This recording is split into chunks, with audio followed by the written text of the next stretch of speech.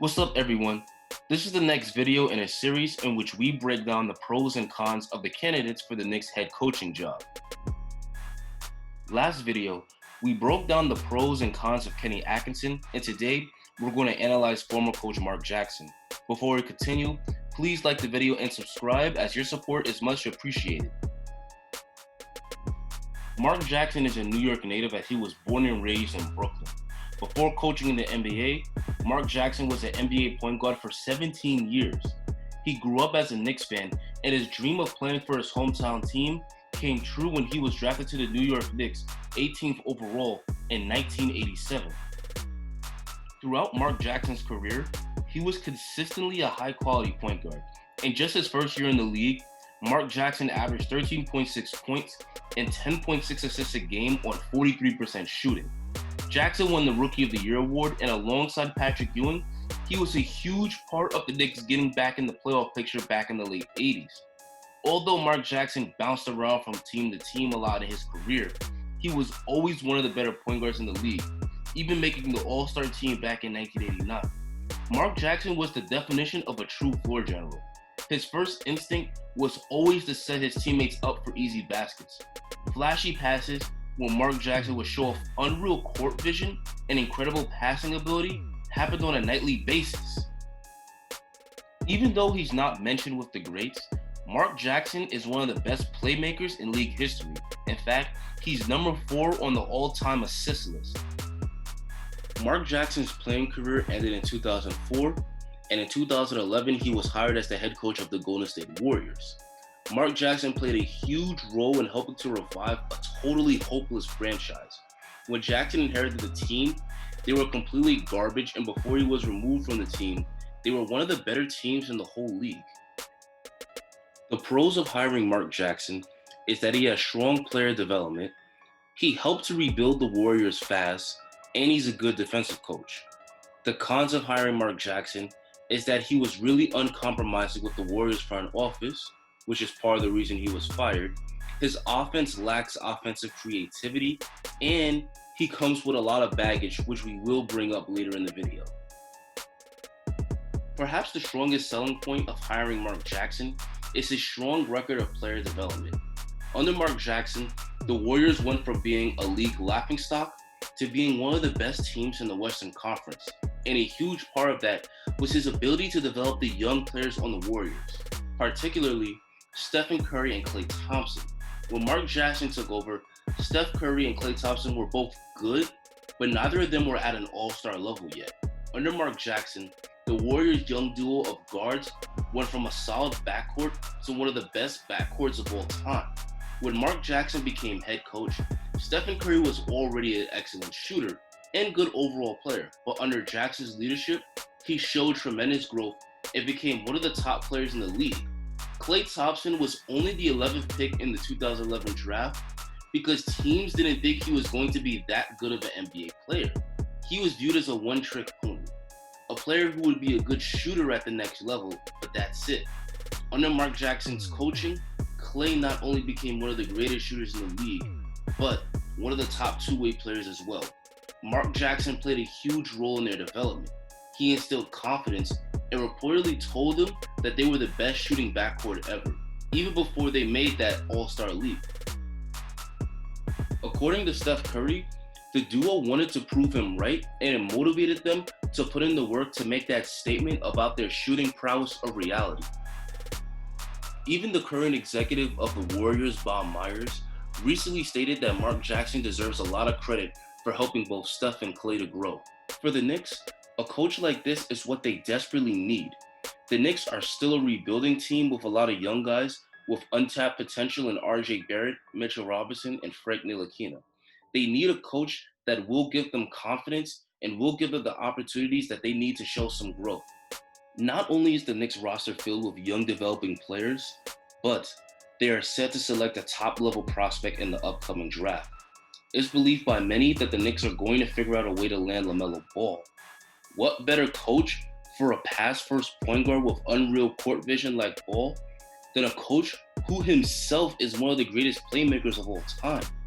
Mark Jackson could give a player like LaMelo Ball the right type of guidance to help him maximize his potential. Mark Jackson could be the perfect coach to help the Knicks develop their young players into one of the better young cores in the league. The next major pro of hiring Mark Jackson is that he helped to rebuild the Warriors fast. When Mark Jackson was hired, the Warriors were one of the worst franchises in the whole league. Outside of the We Believe Warriors that managed to upset the one-seeded Mavericks, the Warriors only made the playoffs once in the past 17 seasons up to that point. In Mark Jackson's first year of coaching, the Warriors only won 23 games and finished with the third worst record in the West.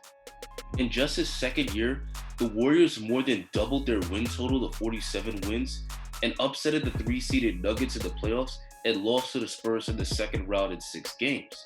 This was a massive step in the right direction for the Warriors.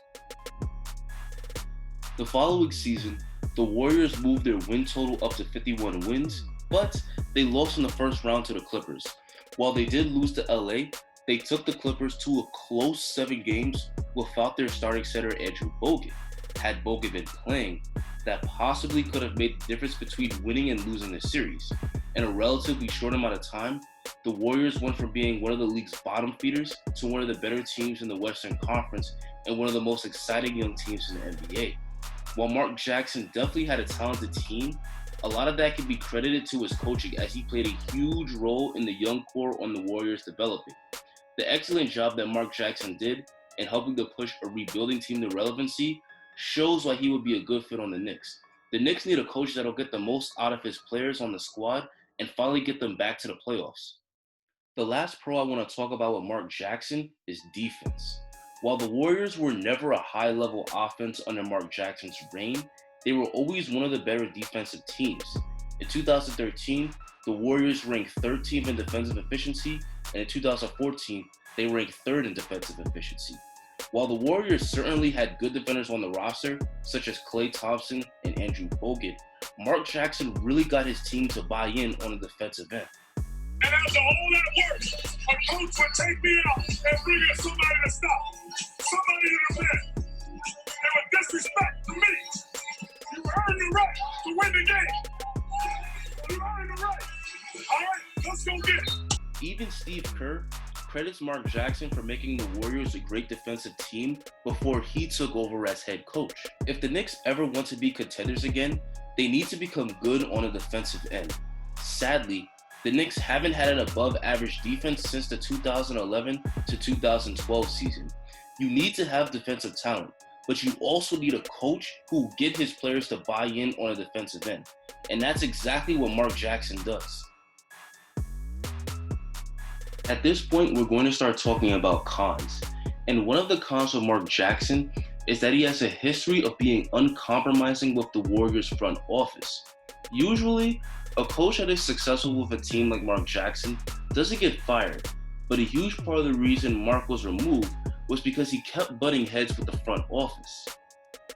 A huge part of the problem with Mark Jackson is that he refused to hire other assistant coaches when management pleaded him to. Years ago, the Warriors owner told Jackson to hire the best coaching staff. Jackson's response to this request was, "I already have the best staff." Whenever ownership tells you to do something and you undermine their authority and don't do it, generally that isn't going to end well. In that same article, the owner said about Jackson, part of it was that he couldn't get along with anybody else in the organization.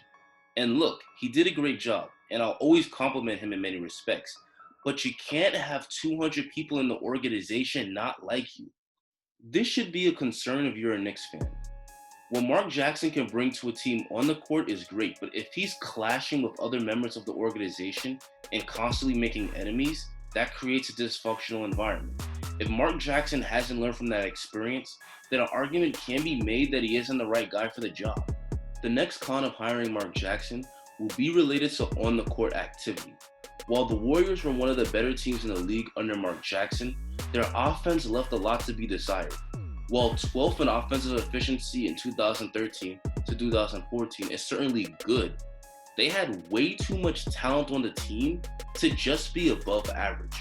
Mark Jackson's offense was very ISO heavy, and it pretty much boiled down to just letting his stars go to work. The difference in the Warriors' offense under Steve Kerr was night and day. Instead of leaning heavily on Stephen Curry's scoring and playmaking, the ball never stuck to one player. The offense was centered around player and ball movement and getting guys open looks. Their offense looked very similar to the Spurs. As a result, the Warriors moved to second in offensive efficiency under Steve Kerr and literally first in offensive efficiency the next 4 years under Kerr. The Warriors would not be this great offensively if they were still coached under Mark Jackson. While Mark Jackson could definitely help a young Knicks team get through their rebuild, their offensive ceiling could be limited under Jackson. Having talent is definitely the biggest factor in a team's success, but the ball constantly moving until a great shot is found is what separates good offensive teams from great ones. The last con I want to talk about with Jackson is the baggage that he brings, and this is related to off the court activities. It is well known that Mark Jackson is a very religious man. He's even a pastor, and there's nothing wrong with that. But when you're letting your religion have a negative impact on your work, there's a huge issue. An example of this is when Mark Jackson tried to use faith healing to heal Steph Curry's ankles. Apparently, at one of Mark Jackson's church services, he put holy oil on Steph Curry's ankle and tried to use the power of prayer to heal it. After the faith healing, he told Curry to hop on the ankle to prove that the power of prayer was working. Steph Curry claims that because he was put on the spot, he just went with it. Again, there's nothing wrong with practicing your religion, but when you're using it to make decisions related to a player's physical healing process, that's bad. It really puts into question whether he should be the coach of the Knicks. Another example of this is Mark Jackson's history of homophobia. Back in 2013, Jason Collins became the first NBA player to come out as openly gay. At a team practice, reporters asked the team about potentially signing Jason Collins, and Mark Jackson reportedly replied with, "Not in my locker room." Jackson denies this claim though. But Jackson is on record for saying this about Jason Collins. I will say this, we live in a country that allows you to be whatever you want to be. As a Christian man, I serve a God that gives you free will to be who you want to be. As a Christian man, I have beliefs of what's right and what's wrong. That being said, I know Jason Collins, I know his family, and I'm certainly praying for them at this time. I'm going to be brutally honest here. Mark Jackson sounds like a bigot, and he sounds like he's using his religion to justify it. Many speculate that this is one of the reasons the Warriors fired him. California has one of the largest gay populations in the world, and a person representing your organization spewing that rhetoric is a PR nightmare. New York also has one of the largest gay populations in the world. The Knicks already have enough distractions as is. If you're the Knicks, do you really want someone that can bring bad publicity by stating anti-gay stuff in 2020? So there you have it, Knicks fans. Those are the pros and cons of hiring Mark Jackson. My personal take is I don't mind the Knicks hiring Mark Jackson, as I think he would be the perfect coach to get the Knicks through their rebuild, especially if they draft a point guard. But I would tell Mark Jackson that he needs to cool with the religion and the homophobia, as that could very easily become a PR nightmare. But what do you guys think? Should the Knicks hire Mark Jackson as head coach? Let me know in the comments. Thank you for watching and enjoy the rest of your day.